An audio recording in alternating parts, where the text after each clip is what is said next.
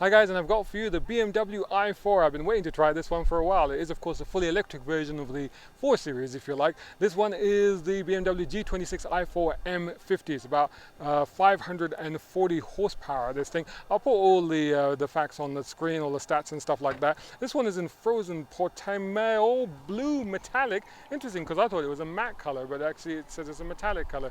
It's very interesting. Good looking car. Don't worry about the grille. I've gotten used to it. I hope you have as well. Let me know what you think in the comments. Of course, I think with the number plate it looks so much better anyway. Let's have a quick look around it, check the practicality quickly, and then take it for a drive.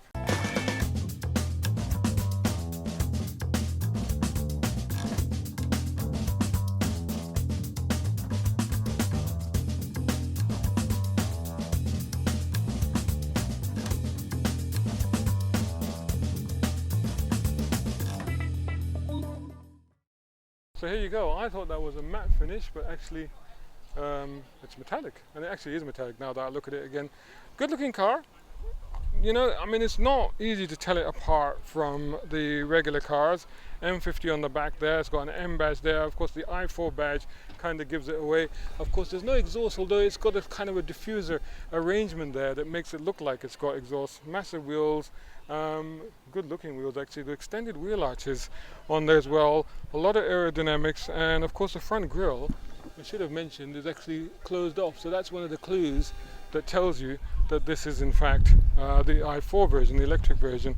So let's just have a look at the boot quickly, see if it's as practical as you'd expect from a 4 Series. Yes, actually, look at that. It's a hatchback. So I think it's like the Grand Tour version. So it's sort of that sort of thing. Decent boot space, no problem at all. Bit of luggage space under there as well. Compartment, Harman Kardon sound system there, look. And I think those are the cables in that bag, and split folding rear seats. Right, let's get into, it's powered as well. Let's get into the rear and see what that's like. Back of the i4, here we are. And massive thick bucket of Balti seats for the front there with these huge side bolsters and this sort of one piece back to it. So they do take a little bit of room, but actually I think the seat is quite far back. When I get in the front, I'll adjust it and then we'll be able to see just what the situation was there. Blue pinstriping there, I guess that denotes the fact that this is the i4, the electric version, but all as you would expect, nicely done back here. There's the typical BMW. This is quite interesting actually. I don't know if I can show you this. If I turn around this way, it's got that sort of ribbed upholstery, but it's narrower than it would normally be. It's very interesting. This is like mini versions of the seats that you would normally expect to find in a 4 Series or 3 Series even. So there you go. Generally fine. The feet are quite tight down there. They're literally locked in there. Let me make that out. I can't wiggle that at all. And the knees are quite tight, but again, I need to see what that is like. But other than that, not bad. I think maybe because it might be to do with the floor, because of the batteries and stuff, right? Anyway, let's get in the front, see what that's like, and then let's take it for a drive. Yeah, let's start it up. So it's quite a familiar arrangement in here. It's all pretty familiar. It's not that surprising, you know. So all of this stuff is there. Let's close that just to make it look good. Let's find the start. So there's a start stop. Let's look at this big screen. Let's see what that does there. Look. Did you hear that? It went boom. It's like the beginning of a movie. It's like the cinema just starting up. It is cinema size. Look at that screen. I mean, it is massive. This is my hand. Look how massive that screen is. I'm assuming it's touchscreen. Yeah, it is. So wow, look at that. It's all one piece. All the way along here, it's one piece. So let me turn the steering around. So the seat actually, talking about how the seat was adjusted for the rear. So actually the seat is perfectly set for my position. So I'm actually fine in the seat. So that means that I could sit behind myself just about. For normal sized people, it wouldn't be a problem at all. But there, look at that instrument panel. That's unique. Anyway, let's give this a go. I won't have time to, see, we can go into, this is straightforward. That's the good thing about being in a BMW. You know, there's no surprises. You know exactly what it's about. And you can easily figure everything out. So we'll try the modes once we get into the hill circuit. All right, cool. Let's give this a go. Right, so here we go. So like straight away, I mean, this is the thing, being back in the BMW, and as now once again a BMW owner, it's just straight away, it fits like a glove. You feel comfortable in it. You feel familiar with the surroundings. It all just kind of makes sense, doesn't it? It's got that sort of thing about it, and that's true of this as anything else. Ride is firm, but this is the thing about the BMW, is like firm ride as it may be, but nonetheless, you know, it's still very well damped. It's very well controlled there isn't an issue as such. There's no jarringness, there's no harshness or anything like that. So it's pretty good in that sense. Right then, so, oh. Wow, I like the noise it's making. Interesting, right? Let's just go straight into sport boost. Oh, okay, sport and sport boost, whatever that means. And wow, the noise has gotten even louder. Wowzers, that's very interesting. So they're really focused on giving this thing like this crazy sci-fi warp speed kind of noise thing that's going on here, just to really give it a sense of purpose as well as a sense of speed, just from the aspect of the aural participation of the car. I don't know if you can hear that, but that's extraordinary. It's almost like, in fact, do I remember reading somewhere that this was done by some composer? It's so easy to place this car compared to other cars that I've brought around here. I can place it exactly where I want. You know, again, it's that familiarity that you have with this model and this chassis and, you know, what it's capable of that really, really helps, you know. Doesn't feel as rigid as I was expecting, as some of the electric cars always seem to do. Seems to feel fine. Wowzers. But definitely accelerates hard when you want it to, and can corner pretty hard as well. No issues at all. Feels very composed. I could do with a bit more heft on the steering, but that's pretty much it. But the steering is pretty accurate. There's no hint of oversteer, understeer, anything. Or maybe it's a slight understeer there, but then I was really pushing it through that bit. And this is the thing though, I've had the confidence to push this one, instantly getting into it much harder than I have anything else that I've been around here, and I'm probably enjoying it more. Just opening it up again on there, really, really good, no issues at all. And just going straight into there, just settles so nicely. And just very, very accurate and responsive to what your inputs are and what you want it to do. There's no surprises here, but also at the same time, when I say there's no surprises, that's not to say that it's dull. It's definitely an engaging and spirited electric car. The spirit of the 3 Series, 4 Series lives on in EV format, is basically the takeaway from this so far, this drive in the i4. I've come up behind a slower iX now, so this is why I've had to back off. Otherwise, I would have kept going, because this is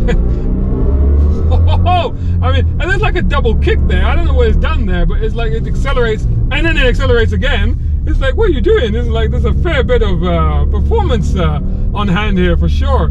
So that 544 horsepower they were talking about, they're not joking, and it's deployed fairly solidly. You know, I mean, it's not, you know, there's not, I don't know if this person is letting me pass or something, I'm not sure, but anyway, it was indicating. Wowzers!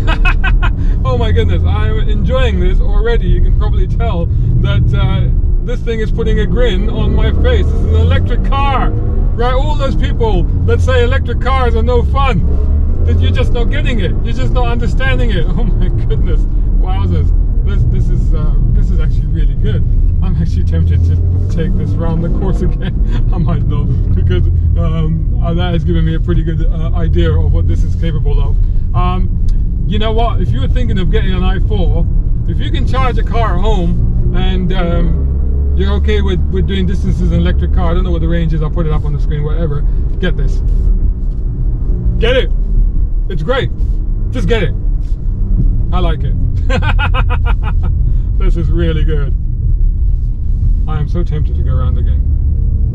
Impressive car. I mean, it's basically keeping the spirit of the 3 Series and the 4 Series, but just translating it into the future era of electric cars and what, you know, electric motive power can do, is able to do.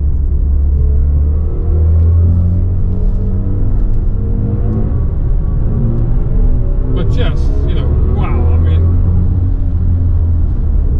and also it's very interesting, that sound really keeps you engaged as well, because you're kind of like, just like the revving of an engine, you know, you want to hear that sound, and that's kind of what you're getting with this. You know, you're actually getting that sensation of sound along with speed. This is kind of what you're doing here. Wowzers, oh man. This is really good, really energetic. You're working hard, but you're enjoying it because it's something that's fun. Wowzers!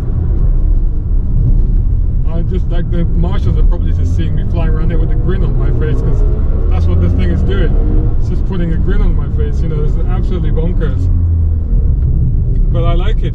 I think, you know, all those naysayers for electric cars, and you know, the worry about what they're going to do to performance and stuff, need to drive a car like this one, because yeah, this puts it into context, and all of a sudden you're like, okay, yeah, this makes sense, you know. Actually, this does work. I mean, and the thing is, like, you know, the limits are so high on this car. I mean, you're not really, you know, going to surpass those limits at all. It's not really going to be a problem. As long as you're not being silly, you know, it just holds really well. I mean, it just, you know, it's very predictable.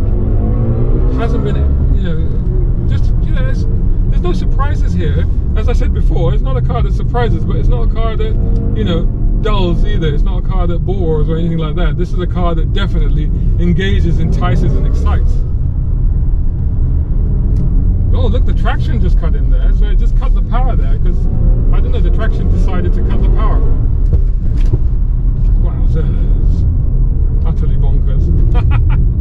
There's a little bit of a crest there, so you do end up sort of, I don't know, not quite getting airborne, but it certainly feels like it a little bit that you're getting airborne.